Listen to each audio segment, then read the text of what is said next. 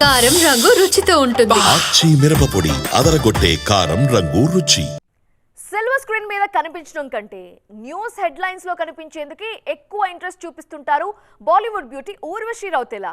Special songs తో పాటు controversial statements తో వార్తల్లో ఉండే ఈ బ్యూటీ ఇప్పుడు పర్సనల్ ఇష్యూ కారణంగా న్యూస్ లో ట్రెండ్ అవుతున్నారు.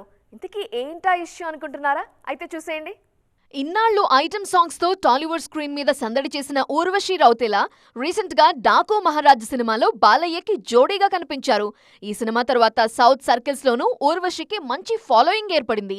అందుకే ఈ బ్యూటీకి సంబంధించిన వార్తలు సౌత్ సర్కిల్స్ లో హాట్ టాపిక్ అవుతున్నాయి.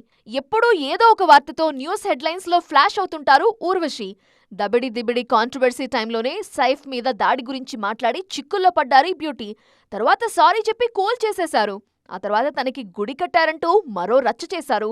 తనకు ఉత్తరాఖండ్లో టెంపుల్ ఉందని, బద్రీనాథ్ టెంపుల్ పక్కనే తన ఆలయం ఉందంటూ ఊర్వశి చేసిన కామెంట్స్ వైరల్ అయ్యాయి.